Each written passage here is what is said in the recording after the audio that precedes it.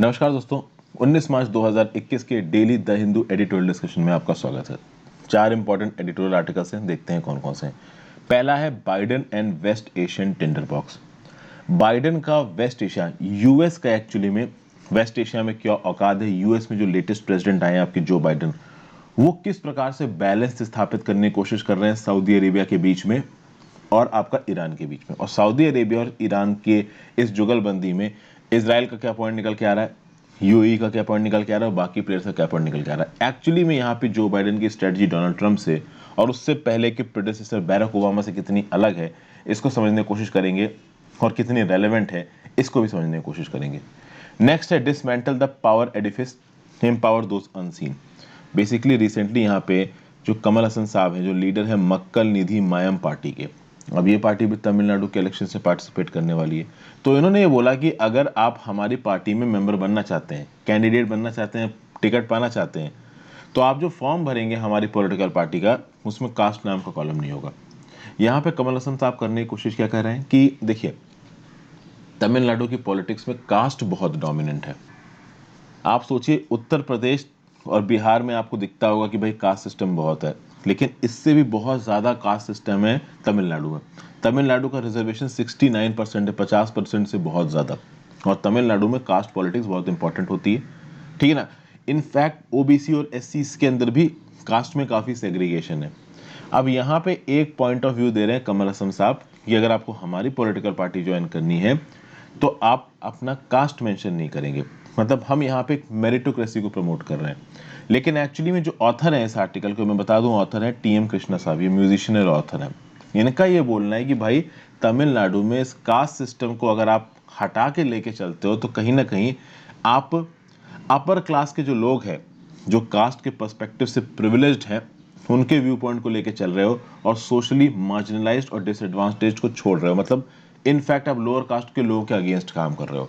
और ये कृष्णा साहब कैसे कह रहे हैं, इसके बारे में हम लोग इस वीडियो में, इस आर्टिकल में देखेंगे। नेक्स्ट बात करते हैं, यूएस और चाइना की रिसेंटली एक मीट होने वाली है अलास्का में। एक्चुअली में यूएस के secretary of state Antony Blinken और यांग जीची, जो कि सीसीपी के, चाइनीज कम्युनिस्ट पार्टी के पॉलिट ब्यूरो मेंबर है, ये लोग मिलेंगे बैठ के अलास्का में और आपस में एक दूसरे के साथ बात करेंगे। अब देखिए, out of the box India US और चाइना के रिलेशन सुधरने वाले नहीं है इस मीट से, बट कहीं ना कहीं शुरुआत हो गई है। डोनाल्ड ट्रंप के समय पे जिस हद तक गंदे रिलेशंस थे, कहीं ना कहीं ये गंदे रिलेशंस आगे रहने वाले हैं। कहीं ना कहीं से बहुत से मेजर इश्यूज हैं यूएस और चाइना के बीच में, जो कि शॉर्ट टर्म में सॉल्व नहीं होने वाले हैं, ठीक है। तो ऐसा बोला जा रहा है कि इस मीटिंग में निगोसिएशंस ही होते रहेंगे, एक पार्टी दूसरे पार्टी के ऊपर इल्जाम ही डालती रहेगी। हालांकि एक्चुअली इस मीटिंग में क्या होगा वो मीटिंग के बाद ही मालूम पड़ेगा। बट अभी के लिए ये बताया जा रहा है कि कहीं ना कहीं मीटिंग की शुरुआत हो रही है, यही एक बहुत बड़ी बात है। तो इस आर्टिकल को देखते हैं और नेक्स्ट बात करेंगे आधार एज अ हर्डल। देखिए, वेलफेयर डिलीवरी में आधार, अगर आपको कुछ सर्विसेज लेनी, जैसे डायरेक्ट बेनिफिट ट्रांसफर लेना है एलपीजी के अंदर, ठीक है, तो इस प्रकार की कुछ और गवर्नमेंटल बेनिफिट्स को लेने के लिए आपके पास आधार होना चाहिए। सुप्रीम कोर्ट ने भी 2018 में बोला कि ठीक है भाई, रीजनेबल रिस्ट्रिक्शंस लगाया जा सकता है प्राइवेसी पे, हाँ कुछ सर्विसेज के लिए आधार मैंडेटरी है। बट सुप्रीम कोर्ट ने यह भी बोला कि अगर आधार नहीं है तो अल्टरनेटिव मैकेनिज्म से वो सर्विस उस पर्टिकुलर इंसान को अवेल कराई जानी चाहिए। झारखंड से कुछ ऐसी न्यूज़ निकल के आ रही है 2017 में कि आधार ना होने की वजह से जब बेनिफिट्स नहीं मिले लोगों को, तो ना बेनिफिट मिलने की वजह से बहुत सारे लोगों की डेथ हुई है स्टारवेशन की वजह से, भुखमरी की वजह से। तो ये चीज़ अभी सुप्रीम कोर्ट में पिटीशन के थ्रू पहुंची है, उसके रिस्पेक्ट में यहाँ पे कुछ बातें कही गई हैं। तो इस आर्टिकल को भी देखेंगे, ये आर्टिकल भी इंपॉर्टेंट हो जाता है। आगे बढ़ने से पहले वीडियो पे लाइक का बटन, अगर अब तक आपने इस वीडियो को शेयर नहीं किया है, इस चैनल को शेयर और सब्सक्राइब नहीं किया है, बिल्कुल कर दीजिए। मुझे हेल्प करने के लिए आप ज्वाइन बटन दबा के चैनल के मेंबर भी बन सकते हैं। एनसीईआरटी 6 से 12 की history, polity, geography, science, economy हो, या फिर लक्ष्मीकांत की पॉलिटी किताब हो, स्पेक्ट्रम की मॉडर्न हिस्ट्री किताब हो। Spectrum modern history most important part cover हो चुका है, बाकी in the course of time में कवर करवाऊंगा। रमेश सिंह इकोनॉमी शुरू हो चुकी है और सतीश चंद्र मीडियल हिस्ट्री शुरू होने वाली है। तो आपको ये सारी वीडियोस मिल जाएंगी मेरे प्लेलिस्ट सेक्शन में। इन्वायरमेंटल इकोलॉजी, ज्योग्राफी से भी रिलेटेड वीडियोस बनी हुई। ज्योग्राफी के रिस्पेक्ट में मैंने आपसे हमेशा कहा है, एनसीईआरटी 6 से 12 की ज्योग्राफी जब खत्म होगी, आपकी ज्योग्राफी की प्रिपरेशन पूरी हो जाएगी। इंडियन ज्योग्राफी की मैंने एक अलग से प्लेलिस्ट भी बना रखी है।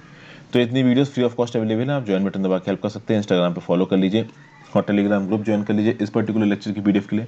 मैं बाकी जो करंट अफेयर्स के लेक्चर्स बनाता हूँ उनकी पीडीएफ के लिए ठीक है, और मेरे लेक्चर्स के नोटिफिकेशन के लिए।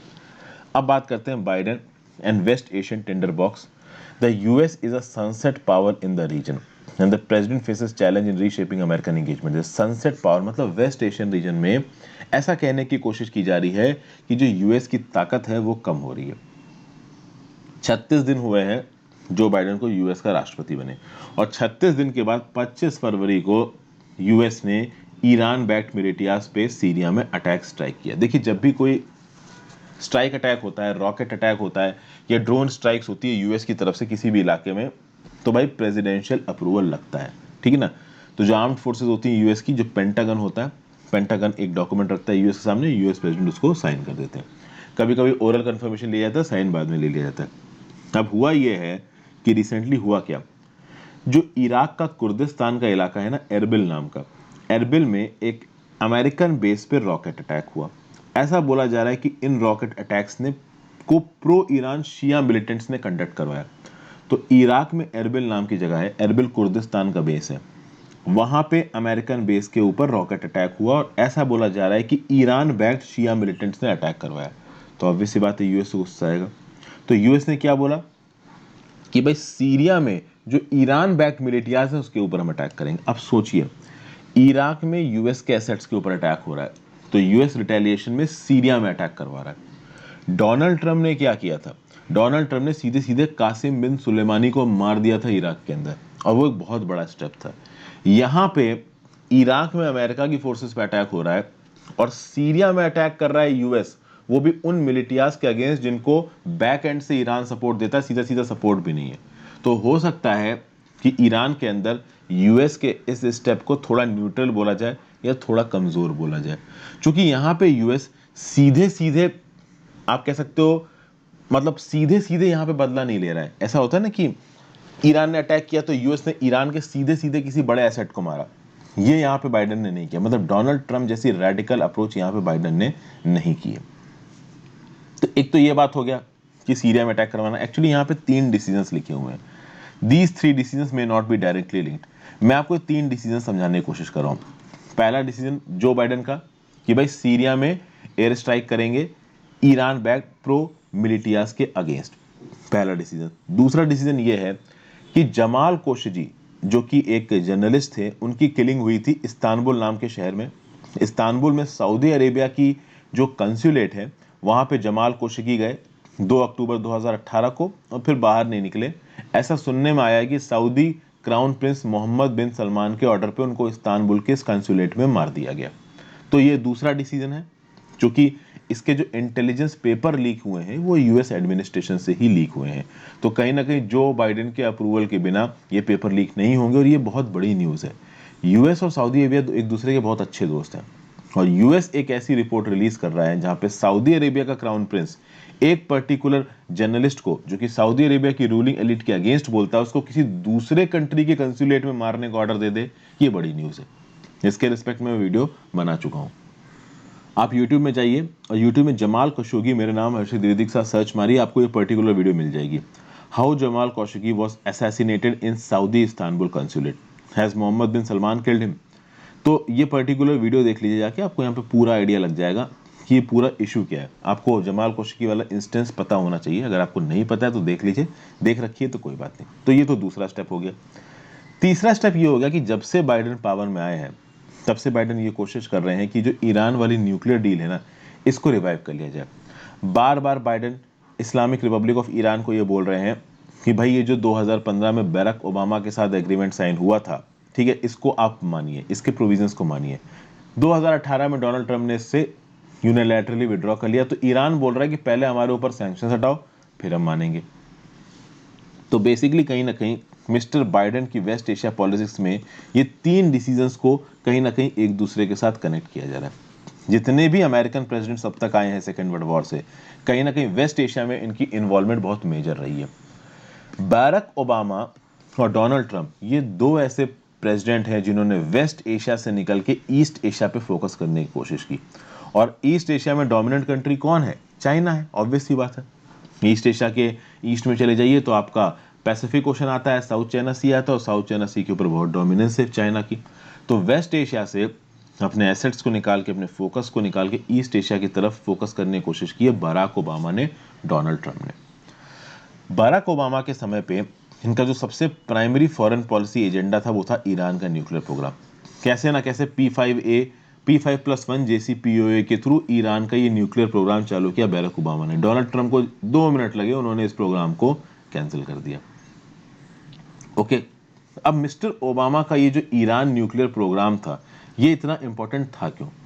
ठीक है ना।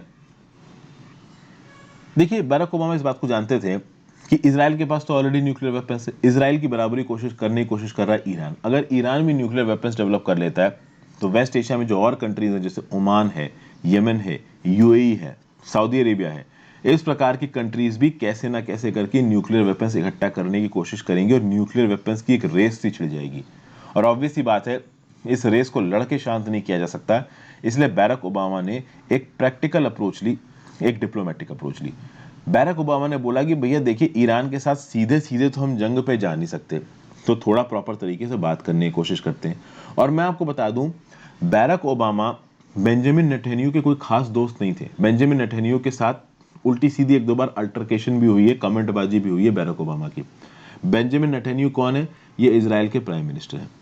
लेकिन जैसे ही डोनाल्ड ट्रंप प्रेसिडेंट बनेंगे वैसे ही डोनाल्ड ट्रंप की दोस्ती बेंजामिन नेतन्याहू से बहुत अच्छी बनती दिखेगी। तो ये अप्रोच में फर्क रहा है यहाँ पे।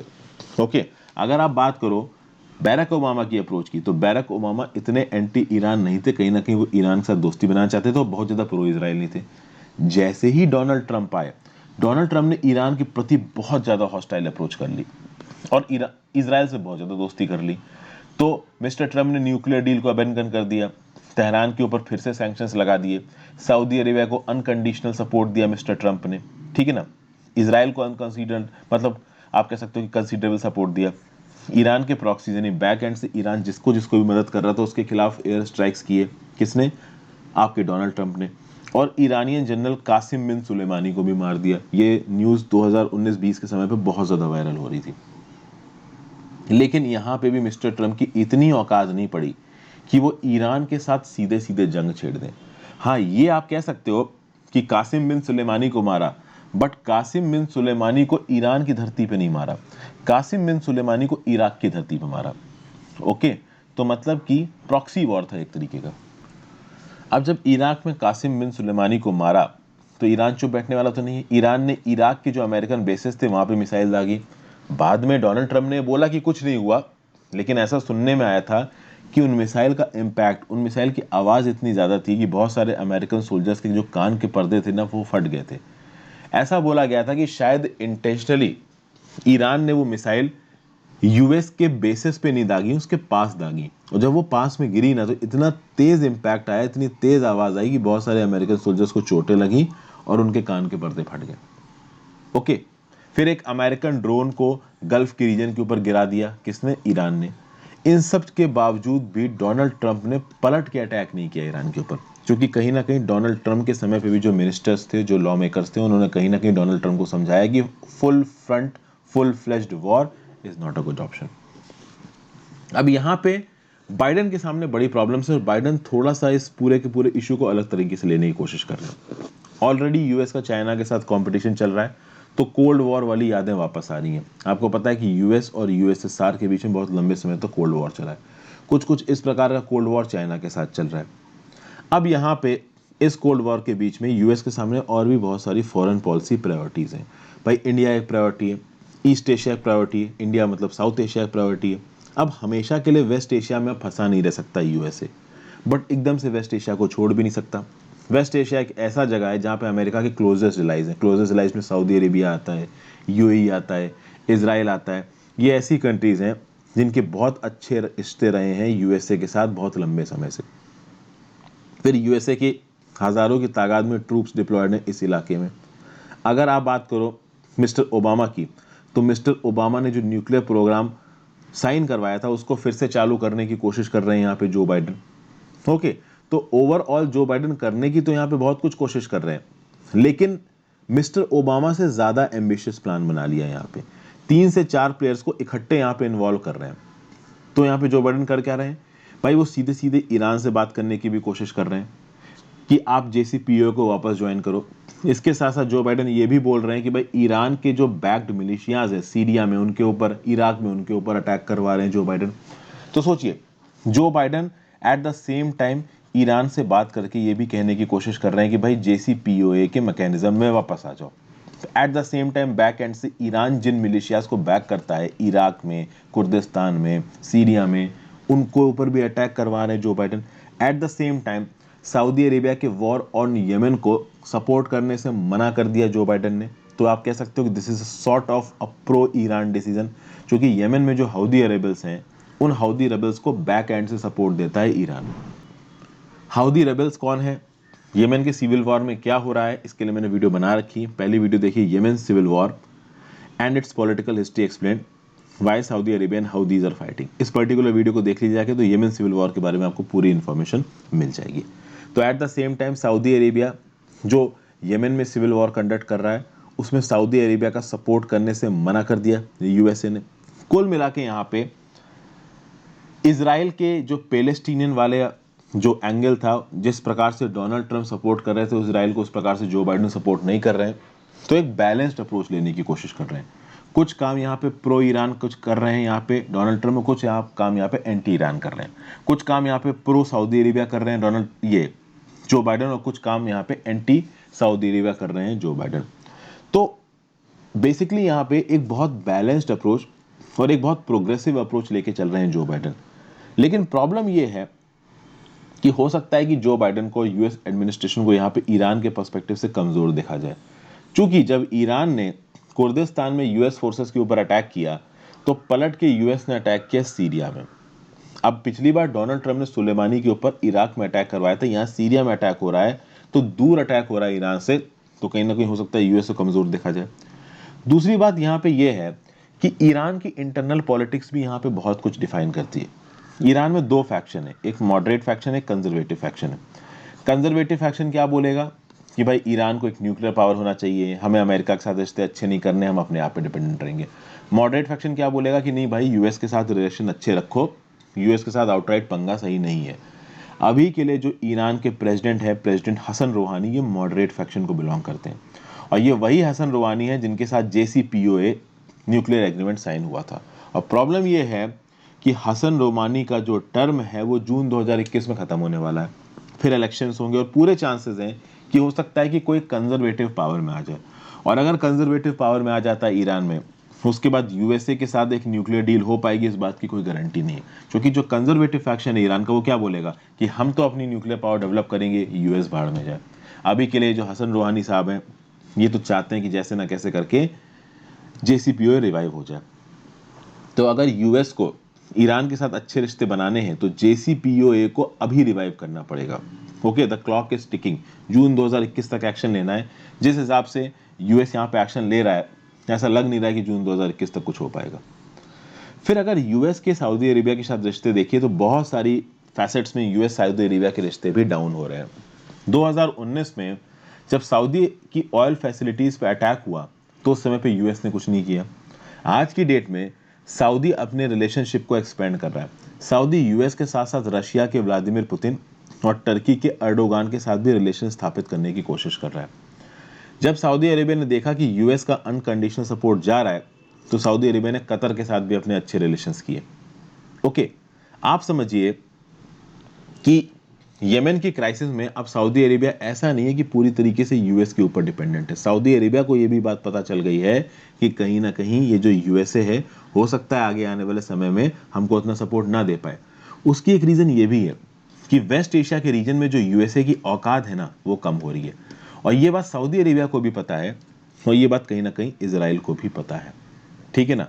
तो इसीलिए सऊदी अरेबिया के जो क्राउन प्रिंस हैं मोहम्मद बिन सलमान, वो ये बात जानते हैं कि मुझे अपनी दोस्तियों को बढ़ाना पड़ेगा, सिर्फ यूएसए के ऊपर डिपेंड होकर काम नहीं होने वाला है। इसलिए वो टर्की के साथ और रशिया के साथ भी अपने रिश्ते अच्छे कर रहे हैं, चूंकि रशिया और टर्की ये दो ऐसी कंट्रीज हैं जिनकी वेस्ट एशिया में अच्छी खासी चलती है। अब यहाँ पे थोड़े कंफ्यूज चल रहे हैं बाइडेन साहब, करें तो करें क्या। बाइडेन साहब अगर सऊदी अरेबिया के ऊपर ह्यूमन राइट्स वायलेशन का इल्ज़ाम लगाते हैं और इजराइल को कुछ नहीं बोलते हैं, तो अमेरिका के ऊपर इल्ज़ाम लगेगा कि भाई तुम सऊदी अरेबिया के ऊपर ह्यूमन राइट्स वायलेशन लगा रहे हो, बट इजराइल ये जो ह्यूमन राइट्स वायलेशन कर रहा है पैलेस्टीन पे, इसके अगेंस्ट कुछ नहीं कर रहे हो, तो ये सीधे सीधे बाइडेन नहीं कर सकते। दूसरा यहाँ पे बात ये है कि अगर बाइडेन यहाँ पे ईरान को अकाउंटेबल ठहराते हैं शिया मिलिटियास को सपोर्ट देने के लिए और एयर स्ट्राइक्स करवाने के लिए, और at the same time Israel जो कुछ भी वेस्ट बैंक में कर रहा है उसके खिलाफ कुछ नहीं बोलते हैं बाइडेन, तो यहाँ पे बाइडेन बहुत हद तक प्रो इजराइल और एंटी ईरान नजर आएंगे। ईरान बोलेगा कि आप हम पे इल्ज़ाम लगा रहे हो और इजराइल के अगेंस्ट तो कुछ कर नहीं रहे हो, इजराइल ओपनली कर रहा है। और एट द सेम टाइम अगर बाइडेन इजराइल के अगेंस्ट भी बात करते हैं, इजराइल का जो पैलेस्टीनियन ऑक्यूपेशन इसके अगेंस्ट बोलते हैं आपका जो बाइडेन, तो इजराइल बहुत ज़्यादा नाराज़ हो जाएगा। तो कुल मिला के जो फॉरेन पॉलिसी कोनिंड्रम है ना यहाँ पे, वो बड़ा कंफ्यूज सा हो रखा है। और ये बात बिल्कुल सही है कि भाई वेस्ट एशिया में ये जो यूएसए है ना, ये एक सनसेट पावर है।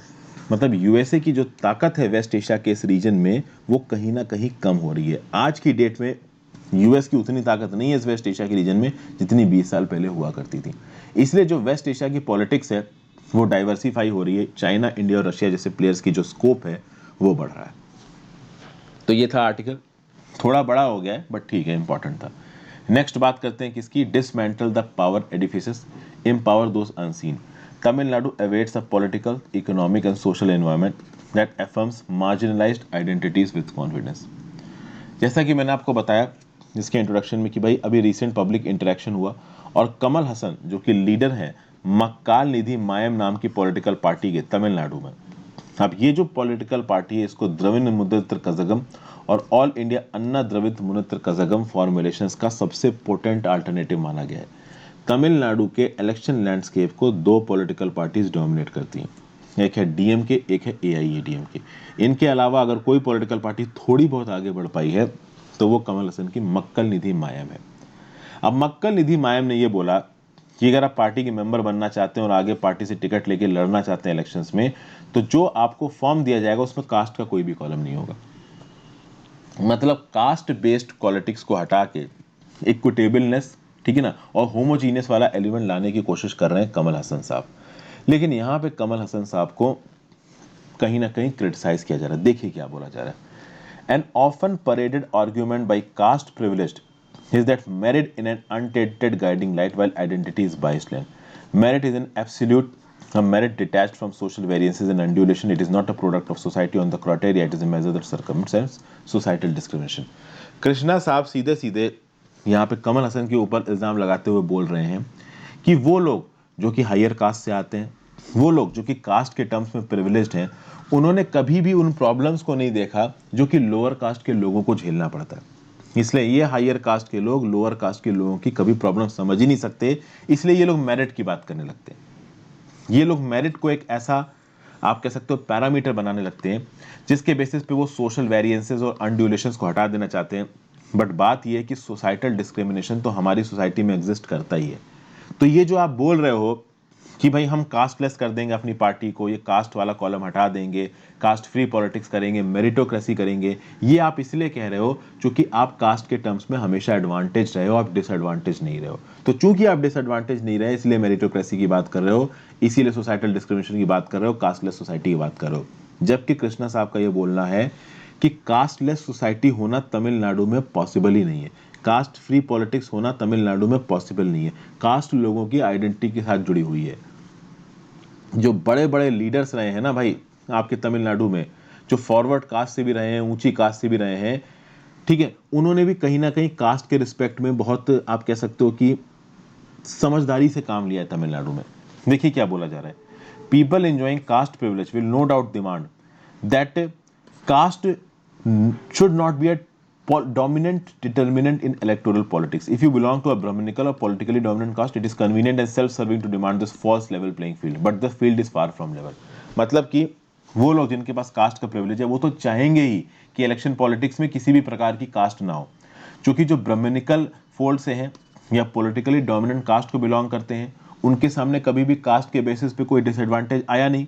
तो जब उनके सामने कास्ट के बेसिस पे डिसएडवांटेज आया नहीं तो वो तो अब ये बोलेंगे कि सारी कास्ट बराबर है। बट प्रॉब्लम ये है कि ग्राउंड लेवल पे सारी कास्ट बराबर नहीं है, कहीं ना कहीं कास्ट फैक्टर अभी भी प्ले करता है। कहीं ना कहीं वो लोग जो कि हमेशा से दबाए गए हैं, कुचले गए हैं, वल्नरेबल रहे हैं, मार्जिनल रहे हैं, उनको सीधे सीधे चुन के आगे आने का हक है, उनको अपने रिप्रेजेंटेटिव्स को स्टेट की लेजिस्लेटिव असेंबली में भेजने का हक है, और ये प्रॉपर इलेक्शन में होना चाहिए। अगर कोई पॉलिटिकल पार्टी ऐसा बोल रही है कि ये नहीं होगा, मतलब वो कहीं ना कहीं लोअर कास्ट के अगेंस्ट बात कर रही है। अब ये बहुत बड़ी बात बोल दी यहाँ पे कृष्णा साहब ने। कृष्णा साहब का ये बोलना है कि अगर आप एक दलित हैं तो आपकी प्रॉब्लम को एक दलित बंदा ही समझ सकता है, अगर आप एक वुमन है तो एक वुमन अपने आप को एक वुमन कैंडिडेट के साथ एसोसिएट करेगी, जिस तरीके से अमेरिका में एक अफ्रीकन अमेरिकन वोटर अपने आप को एक अफ्रीकन अमेरिकन कैंडिडेट के साथ आइडेंटिफाई करता है। तो ये जो आइडेंटिफिकेशन वाली चीज़ है ये कास्ट पॉलिटिक्स में आ जाती है। तो दलित हमेशा दलित को चुनेगा, मुस्लिम हमेशा मुस्लिम को चुनेगा, एक वुमन कैंडिडेट प्रायोरिटी पे एक वुमन कैंडिडेट को चुनेगी, ये सब बातें यहाँ पे कही जा रही हैं। और एनिहिलेशन वाली कास्ट की अगर बात हो जाए, मतलब कि सोसाइटी में अगर आप कास्ट को पूरी तरीके से हटा देना चाहो तो वो अभी जल्दी होता नजर नहीं आ रहा है। उसके बारे में क्या बोला जा रहा है? अगर आप बात करो तमिलनाडु की पॉलिटिक्स में, तो तमिलनाडु की पॉलिटिक्स में बहुत सारी ऐसी कास्ट हैं जो कि एक दूसरे के साथ आके कहीं ना कहीं वो कंसोलिडेट हो गई हैं। इन कास्टों के यहाँ पे नाम भी लिए गए हैं, जैसे कि फॉर एग्जाम्पल आपकी दो कास्ट हैं जिनका नाम है गौंडर और थेवर कास्ट ग्रुप। गौंडर और थेवर कास्ट ग्रुप ने अपने आप को कंसोलिडेट किया है। इन्होंने अपने आप को कंसोलिडेट किया है कास्ट बेस्ड पॉलिटिक्स के चलते, और ये बहुत ताकतवर ग्रुप बन गए, ठीक है ना। उसी प्रकार से और भी बहुत सारे ऐसे कास्ट बेस्ड ग्रुप्स हैं जिन्होंने अपने आप को कंसोलिडेट करके ताकतवर कर लिया है। अब ये लोग इतने ज़्यादा एडवांटेज हो गए हैं कि कास्ट का फैक्टर इनको परेशान नहीं करता, तो ये चाहते हैं कि कास्टलेस पॉलिटिक्स हो जाए। लेकिन अभी भी बहुत सी ऐसी कास्ट हैं, अभी भी बहुत से ऐसे दलित सब ग्रुप्स हैं तमिलनाडु में जो कहीं ना कहीं डिसएडवांटेज्ड हैं, और उनको अभी भी ऊपर लाने की ज़रूरत है।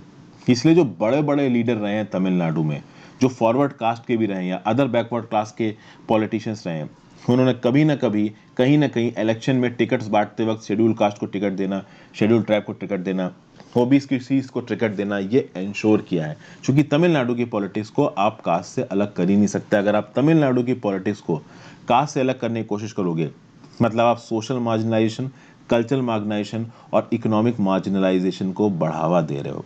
यानी कि जब तक दलित्स और ट्राइबल्स खुद इस बात को नहीं मान लेते कि हाँ भाई अब कास्ट आइडेंटिटी इररिलेवेंट हो गई है, अब कास्ट आइडेंटिटी रिडंडेंट हो गई है, तब तक कास्ट बेस्ड पॉलिटिक्स चलती रहेगी तमिलनाडु में। ये जो कमल हसन की पार्टी कर रही है कि भाई आपने फॉर्म से कास्ट को हटा लिया, ये चल नहीं पाएगा। तो ये यहाँ पे बोल रहे हैं कृष्णा साहब। अब इस पर्टिकुलर पॉइंट को लेके अलग अलग लोगों के अलग अलग व्यू हो सकते हैं। आर्टिकल में क्या था वो मैंने आपको बता दिया। हालांकि कास्ट से रिलेटेड आर्टिकल उतना इंपॉर्टेंट था नहीं, बट आज के एडिटोरियल में 4 ही आर्टिकल्स हैं, तो 4 ही आर्टिकल्स हैं, तो 4 के 4 आर्टिकल्स मैं आपके साथ डिस्कस कर रहा हूँ। नेक्स्ट आर्टिकल है for a reset, there is no hope of a sudden improvement is US China ties but the Alaska meet is a start. क्या बोला जा रहा है यहाँ पे? भाई यूएस और चाइना के जो डिप्लोमैट्स हैं वो अलास्का में बैठ के बातचीत करेंगे, ठीक है। इसमें भाई यूएस की तरफ से होंगे US secretary of state Antony Blinken, और चाइना की तरफ से होंगे यांग जीची जो कि चाइनीज कम्युनिस्ट पार्टी के पोलिट ब्यूरो मेंबर हैं और डायरेक्टर हैं सेंट्रल फॉरेन अफेयर्स कमीशन के। इसके साथ साथ यूएस के national security adviser Jake Sullivan भी होंगे और चाइना के foreign minister state councillor Wang Yi भी होंगे। तो आप कह सकते हो कि जी जिनपिंग के सबसे इंपॉर्टेंट जनरल्स या फिर कह लीजिए सबसे इंपॉर्टेंट हेल्पर्स और जो बाइडेन के जो सबसे इंपॉर्टेंट कैबिनेट मेंबर्स हैं वो अलास्का में बैठ के बातचीत कर रहे हैं। बातचीत किस बारे में होगी? तो बातचीत बहुत सारे इश्यूज में होने वाली है। ट्रेड टैरिफ को लेके बातचीत होने वाली है, 5G टेलीकम्युनिकेशन को लेके, टेक एस्पियोनाज को लेके, चाइना की जो मैरीटाइम एक्शन है आपके साउथ चाइना सी में, इनको लेके, यूएस ने ट्रेड के फील्ड में जो सैंक्शंस लगा रखे हैं चाइना के ऊपर, इसको लेके, और पैंडेमिक की डीलिंग को लेके। डोनाल्ड ट्रंप बहुत लंबे समय से कोविड-19 वायरस को चाइना वायरस बुला रहे हैं। उल्टा चाइना क्या बोल रहा है कि जो कोविड-19 का वायरस है ये चाइना से नहीं यूएस से निकला है। तो इस प्रकार की जो एलिगेशन है बहुत लंबे समय से ये दोनों कंट्रीज एक दूसरे के ऊपर लगा रहे हैं, ठीक है भाई। बाइडेन एडमिनिस्ट्रेशन के ऑफिशियल्स ने बोला है कि देखिए ह्यूमन राइट्स एब्यूजेस दुनिया भर में हमारे लिए बहुत इंपॉर्टेंट मैटर करते हैं, इसलिए चाइना जो जिनजियांग में और हांगकांग में कर रहा है उसको भी हम चाइना के साथ बातचीत में उठाएंगे। चाइना का जो एग्रेशन है यूएस एलाइज और पार्टनर्स के ऊपर, जैसे कि ऑस्ट्रेलिया के ऊपर बहुत सारे ट्रेड बैन्स लगाए चाइना ने जापान के साथ सेनकाकू आइलैंड्स को लेके कहीं ना कहीं इनकर्जन्स किए हैं, कहीं ना कहीं लड़ाई की है। चाइना की पीपल लिबरेशन आर्मी ने लाइन ऑफ एक्चुअल कंट्रोल पे इनकर्जन्स किए हैं। इन सारे इश्यूज को चाइना बायलैटरल इश्यूज बोलता है। यूएस बोलता है कि अगर हमारे साथ रिश्ते बनाने हैं तो हम आपके साथ इन मैटर्स के ऊपर बातचीत करेंगे ही करेंगे, आप इनको बायलैटरल रिलेशंस बोल के साइड नहीं कर सकते। ये बात साफ साफ यहाँ पे बोली गई है। प्लस एंटोनी ब्लिंकन साहब अलास्का में जब मिल रहे हैं चाइनीज डिप्लोमेट से, उससे पहले ये सियोल साउथ कोरिया की कैपिटल और टोक्यो जापान की कैपिटल जा चुके हैं, और वहां पे जाके सियोल और टोक्यो की कंट्रीज को ये लोग बता चुके हैं कि अमेरिका पुश बैक करेगा अगेंस्ट चाइनीज एग्रेशन, यानी चाइनीज एग्रेशन के अगेंस्ट चाइना इन कंट्रीज के साथ खड़ा, सॉरी यूएसए इन कंट्रीज के साथ खड़ा हुआ है। और फिर रिसेंटली वर्चुअल लेवल पे समिट लेवल क्वाड कन्वर्सेशंस भी हुई हैं, जहां पे फ्री इंडो स्पेसिफिक की बात हो रही है, जो कि कोअर्जन फ्री है। और कोअर्जन यहाँ पे कहाँ से आ रहा है? कोअर्जन ऑब्वियस सी बात है यहाँ पे चाइना की तरफ से आ रहा है। तो ये तो सीधे सीधे यूएस ने अपना फॉरेन पॉलिसी स्टैंस बोल दिया है मीटिंग से पहले ही। तो ये तो हो गया यूएस का एंगल। चाइना का एंगल क्या है? देखिए, चाइना का काफी नुकसान हुआ है यूएस के ट्रेड वॉर के चलते, और चाइना चाहता है कि ट्रंप के एरा के दौरान जो भी उल्टी सीधी पॉलिसीज लाई गई थी, जो भी एंटी चाइना ट्रेड डिसीजंस लिए गए थे, वो कहीं ना कहीं रिवर्स कर दिए जाए। तो इसके चलते चाइना एक स्ट्रक्चर्ड डायलॉग चाहता है जो बाइडेन के साथ, ताकि ये चाइना और यूएस के रिलेशंस अच्छे हो जाए। प्रेसिडेंट निक्सन की बात की जाए तो प्रेसिडेंट निक्सन के बाद से अब पहली बार ऐसा हो रहा है कि यूएसए चाइना के रिश्ते इतने ज्यादा खराब हो गए हैं। तो चाइना अपने एंड पे सबसे पहले क्या चाहेगा कि पहली बात तो यूएस के जो ट्रेड सैंक्शंस लगे हैं चाइना के ऊपर से वो हट जाए, पहली चीज। दूसरा, यूएस ने चाइनीज सिटीजन्स और स्टूडेंट्स के ऊपर जो वीजा बैन लगा रखे हैं वो हट जाए। तीसरा, अमेरिकन फर्म्स जो कि पहले चाइना में बनाती थी, इन अमेरिकन फर्म्स के ऊपर बहुत सारे ट्रेड रिस्ट्रिक्शंस लगा दिए हैं यूएस की सरकार ने। तो ऑब्वियस सी बात है, वो अमेरिकन फर्म्स जिनकी सप्लाई चेन थी चाइना में, वो कहीं ना कहीं मजबूर हो गए हैं कि वो अपनी सप्लाई चेन्स को रीलोकेट करें। अब ये सप्लाई चेन्स को रीलोकेट करने वाला काम है, वो कहीं ना कहीं चाइना की इंटरनल इकोनॉमी को और एक्सपोर्ट कॉम्पिटिटिवनेस को हर्ट कर सकता है। इसलिए चाइनीज चाहते हैं कि इस प्रकार के रिस्ट्रिक्शंस हट जाएं। प्लस ह्यूस्टन में जो चाइनीज कंसुलेट था जिसको बंद कर दिया था, ये चालू हो जाए। डोनाल्ड ट्रंप के समय पे चीजें खराब ही होती चली गई थी। अब ये किस हद तक सही हो पाएगा, नहीं सही हो पाएगा, ये तो देखिए मीटिंग के बाद ही पता होने वाला है। एक बात तो क्लियर है कि इस मीटिंग में यूएस चाइना के ऊपर इल्जाम लगाने वाला है, चाइना यूएस के ऊपर इल्जाम लगाने वाला है, कुछ कंक्रीट निकलेगा, कुछ ब्रेक थ्रू आएगा, इस चीज के चांसेस थोड़े कम है। लेकिन बात यह है कि ये जो दोनों पार्टीज हैं, इनके रिश्ते इतने ज्यादा खराब थे कि ये आमने सामने बैठ के एक दूसरे के साथ बातचीत कर रहे हैं, यही एक बहुत बड़ी बात है। यूएस चाइना के टैरिफ वॉर की बात की जाए तो अब तक यूएस चाइना के टैरिफ वॉर के चलते दुनिया की इकोनॉमी को $600 बिलियन का नुकसान ऑलरेडी हो चुका है। ठीक है, अफगानिस्तान एक ऐसी जगह है जहां पे यूएस और चाइना मिलकर थोड़ी बहुत बातचीत कर रहे हैं। यहाँ पे रशिया भी इन्वॉल्व है बातचीत में, पाकिस्तान भी इन्वॉल्व है, कुछ हद तक इंडिया भी इन्वॉल्व है। ऐसा बोला जा रहा है कि ये जो मीटिंग हो रही है अलास्का में, यहाँ पे कुछ ग्राउंड वर्क बनेगा और उस ग्राउंड वर्क के बेसिस पे एक फ्यूचर मीटिंग अरेंज की जाएगी जो बाइडेन और जी जिनपिंग के बीच में। तो basically this meeting is a precursor. ये जो आपकी अलास्का में मीटिंग हो रही, मेन मीटिंग इसके बाद होगी जो बाइडेन की, जी जिनपिंग की, जहां पे कोशिश की जाएगी कि टाइज को इंप्रूव किया जाए। हालांकि बहुत सारे बायलैटरल इश्यूज अभी एग्जिस्ट करते हैं। जो बाइडेन कितना भी चाह जाए, वो एकदम से चाइना के साथ अपने रिश्तों को अच्छा नहीं कर सकते हैं, क्योंकि अमेरिकन इकोनॉमी में और दुनिया की इकोनॉमी में बहुत ज़्यादा एंटी चाइना सेंटीमेंट है। और एकदम एकदम से अगर यूएसए अपने फॉरेन पॉलिसी स्टैंड में पलट के चाइना का दोस्त बन जाता है, तो यूएस की जो ग्लोबल स्टैंडिंग है ना, वो कमजोर हो जाएगी। चलते हैं हमने फाइनल आर्टिकल की तरफ, Aadhaar as a holder. Inefficiencies in the Aadhaar project should not come in way of welfare delivery. Recently supreme court में एक पिटीशन गई है। इस पिटीशन में ये बताया गया है, एलिज किया है पिटिशनर ने, कि भाई 3 crore ration cards were cancelled for not being linked with Aadhaar database and these were connected to reported starvation in some deaths. पिछले कुछ सालों में ऐसा बोला जा रहा है कि 3 करोड़ राशन कार्ड्स को कैंसिल किया है सरकार ने। क्यों कैंसिल किया है? चूंकि वो राशन कार्ड आधार कार्ड के साथ एसोसिएटेड नहीं थे। तो चूंकि आधार कार्ड के साथ एसोसिएटेड नहीं थे, राशन कार्ड कैंसिल कर दिए गए। इन राशन कार्ड से रिलेटेड जो राशन मिलना था गरीब लोगों को, वो नहीं मिल पाया, और कुछ गरीब लोग भूखमरी के कारण मर गए हैं। जब ये इल्ज़ाम लगाया गया सरकार के अगेंस्ट सुप्रीम कोर्ट में, तो सुप्रीम कोर्ट ने बोला भाई ये तो बड़ा सीरियस इल्ज़ाम है, क्या सच में अगर ऐसा हुआ है तो प्रॉब्लमेटिक चीज़ है। यहाँ पे फिर से न्यूज़ में आ जाता है आधार की ये यूनिक आइडेंटिफिकेशन स्कीम। ये जो यूनिक आइडेंटिफिकेशन स्कीम है, इसको आए हुए 10 साल से ज़्यादा हो चुके हैं और इंडिया की लगभग 90% आबादी आधार के अंदर इनरोल हो चुकी है। 2018 में आधार की कॉन्स्टिट्यूशनल वैलिडिटी को सुप्रीम कोर्ट में चैलेंज किया गया था और सुप्रीम कोर्ट ने बोला था कि देखिए, आप हर चीज़ को आधार से लिंक नहीं कर सकते, लेकिन आधार एक रीजनेबल रिस्ट्रिक्शन बन सकता है इंडिविजुअल की प्राइवेसी के ऊपर। रीजनेबल रिस्ट्रिक्शन कैसे? सुप्रीम कोर्ट ने माना कि भाई देखिए, कुछ स्कीम्स डेफिनेटली ऐसी हैं जिनकी अगर हम आधार से मैपिंग कर देते हैं तो करप्शन कम होगा, लीकेज कम होगा और लोगों को सर्विसेज सही समय पे सही तरीके से मिल जाएंगी। तो कहीं ना कहीं 2018 में सुप्रीम कोर्ट का जजमेंट बोला था कि भाई कुछ पर्टिकुलर स्कीम्स का फायदा उठाने के लिए आधार का मैपिंग कराना मैंडेटरी है। जनवरी 2021 में फिर से सुप्रीम कोर्ट के सामने एक पिटीशन पहुंचा और ये पिटीशन बोलता है कि भाई किसी भी प्रकार के गवर्नमेंट बेनिफिट के लिए आधार को हटा देना चाहिए, आधार मैंडेटरी होना बिल्कुल सही नहीं है। सुप्रीम कोर्ट ने बोला ये नहीं हो पाएगा। सुप्रीम कोर्ट ने बोला कि भाई देखिए, लिमिटेड एप्लीकेशन तो आधार का रहेगा ही रहेगा, आप चाहो को आधार को वर्चुअली एलिमिनेट कर दिया जाए, ये नहीं हो सकता। तो अभी के टर्म्स में सुप्रीम कोर्ट का ऑफिशियल स्टैंस क्या निकल के आ रहा है? सुप्रीम कोर्ट का ऑफिशियल स्टैंस ये निकल के आ रहा है कि limited application of Aadhaar is desired. कहीं ना कहीं आधार का लिमिटेड एप्लीकेशन से जो हमारे गवर्नमेंटल डिस्ट्रीब्यूशन प्रोग्राम है वो एफिशिएंट हो जाते हैं। But at the same time ये भी बोला गया है कि आधार का ये जो आइडेंटिटी वेरिफिकेशन प्रोजेक्ट है, इसमें जो कमियां हैं, जो फेलियर है, इनको सॉल्व करना ज़रूरी है। बहुत लंबे समय से इस प्रकार की रिपोर्ट सुनने को मिल रही हैं कि आधार में बायोमेट्रिक ऑथेंटिकेशन काम नहीं करता, बहुत सारी इनएफिशिएंसीज हैं, जो आधार कार्ड है वो बैंक अकाउंट के साथ लिंक नहीं हो पाता, आधार पेमेंट ब्रिज ठीक तरीके से काम नहीं कर पाता और आधार का काम करना ज़रूरी है।